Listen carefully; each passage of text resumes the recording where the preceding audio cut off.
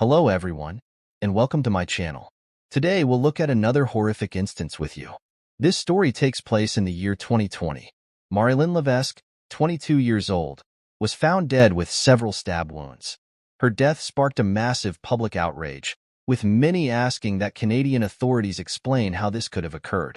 Marylene was born in 1997 to Corinne Levesque and François Gill, who split up shortly after her birth.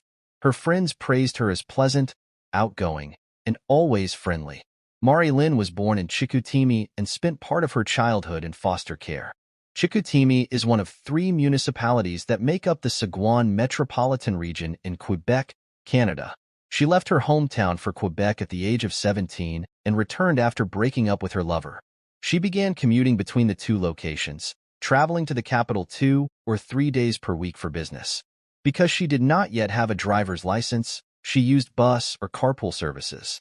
By early 2020, she was living with her new partner, Gabriel Truchon, in the Chicoutimi area, around 130 miles from Quebec.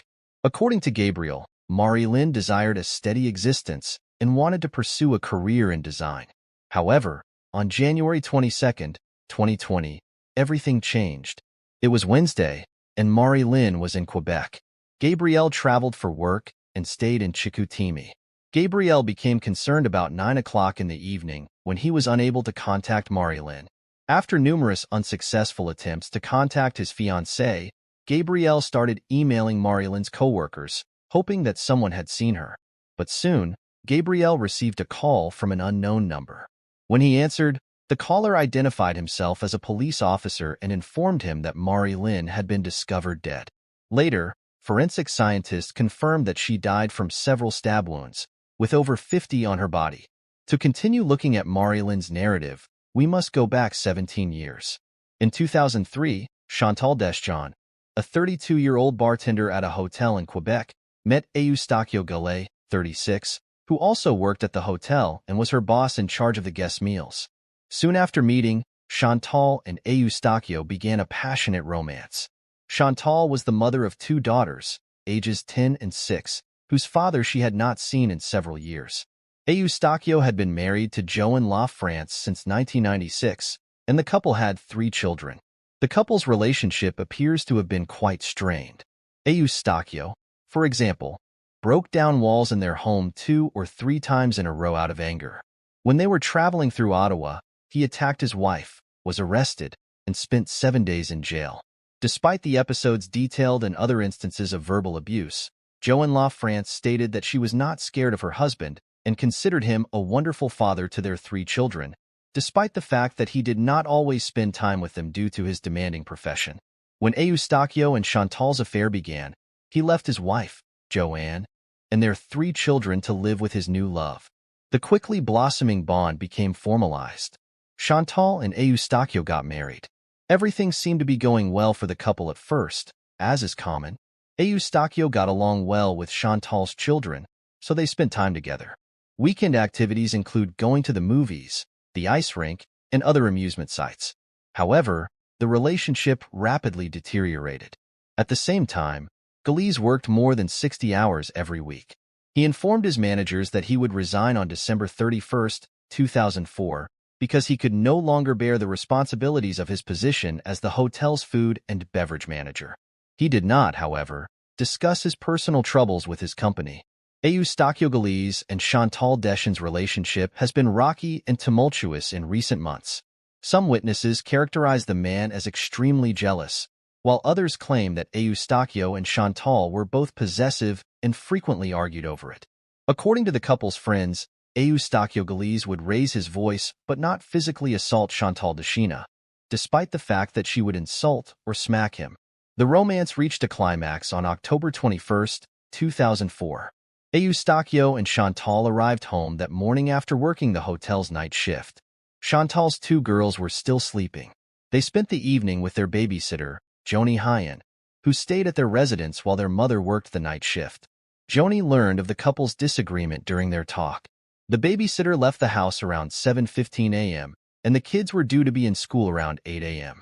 Before going to school, the girls entered to greet their mother, who was in the bedroom with Eustachio. This was the final time they saw their mother alive. Eustachio Galeese arrived at his ex-wife Joanna Levesque's residence at 1:29 p.m. to send off all of his monetary savings. At this point, he called the cops and admitted to killing his wife, Chantal. At 1:39 p.m., the police arrived at Joanna Levesque's house, where Galeese reiterated his confession and surrendered without incident. He then demanded that the police arrive at the school as soon as possible, before Chantal's two girls returned home and found their mothers dead. At the same time, police arrived at Chantal Deschênes' home, where they discovered her bleeding dead on the bed in her bedroom. The cops discovered two knives with blood smears beside the body, as well as a hammer with the handle broken in two. An autopsy found that the victim died from multiple hammerhead injuries and stab wounds. The hammer blows were so severe that the handle snapped. In 2006, a jury convicted Eustachio Galeese of second-degree murder. He acknowledged that his reason for committing the crime was Chantal's decision to leave him. Galeese was condemned to life in jail with no hope of parole for 15 years. In 1997, he served 7 days in jail for beating his first wife, Joanna Levesque. In 2004, he murdered his second wife, Chantal Deschênes. It can be inferred that Galeese abused women. Despite this, 15 years later, in March 2019, the parole board determined that Galeese's chances of reoffending were low enough to release him. As part of his parole strategy, Galeese was allowed to date women to satisfy his sexual cravings. The parole officer devised a method to limit the amount of contact Galeese may have with women. He was allowed to visit an erotic massage parlor once a month to satisfy his sexual demands, but he was forbidden from having romantic attachments. He was also compelled to keep a curfew from 10 p.m. to 8 a.m., unless he was attending an anonymous alcoholic meeting.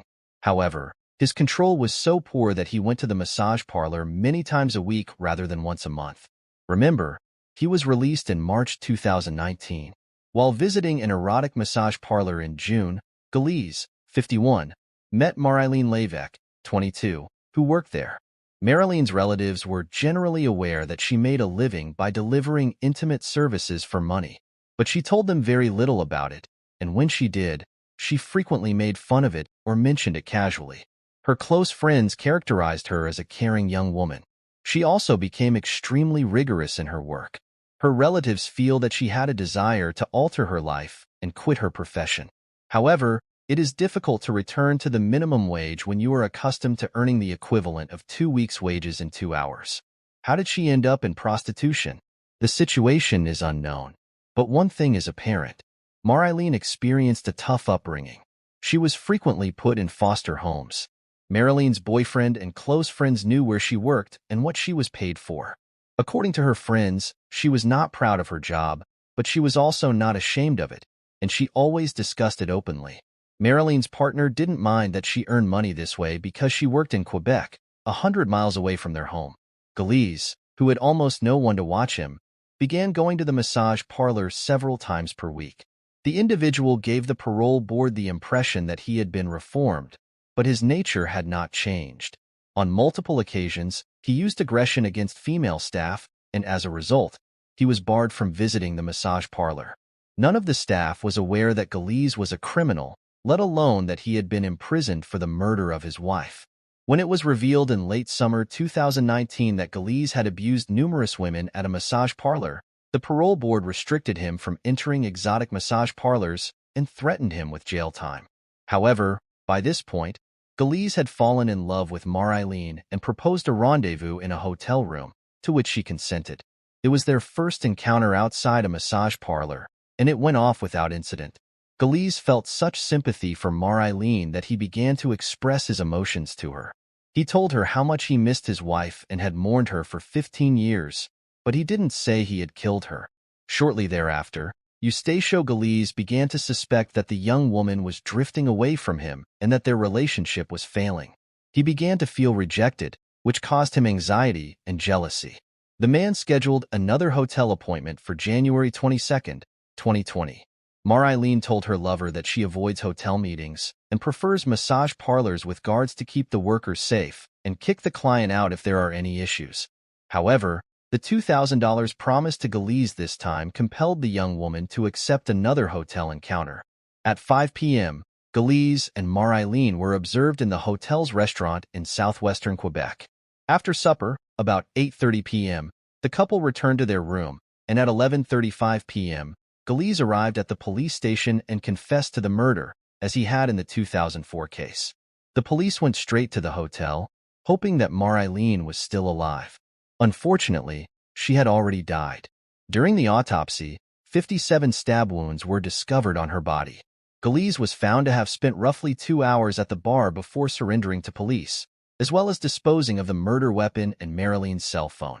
What happened was horrific in and of itself, but in this case, the name of the murderer, his past, and the context for his latest atrocity sparked widespread outrage in society, demanding answers from authorities. Secretary of Public Safety Bill Blair expressed his condolences to Marylene's family, saying her tragedy may have been avoided. Sonia Lebel, Quebec's justice minister, wanted to know how a violent offender like Galise was granted parole. She also questioned if the cops who worked with Galise had adequate training to assess public safety threats and urged federal public safety minister Bill Blair to look into the matter.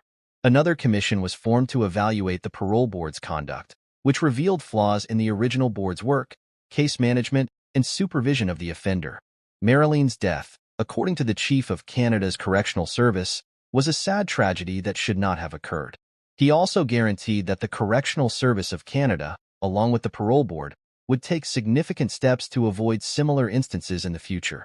Despite the high-profile utterances, no one was severely penalized, as is typical in such circumstances. Some parole board personnel have been reassigned to new positions, while others have been sent for refresher courses. There is no way to bring the young woman back, and her death is supposed to serve as a wake-up call for those who make decisions with major implications. The government paid compensation for Marylene's death as part of a settlement deal reached between the authorities and her family. The deal prohibited Marylene's relatives from filing a lawsuit,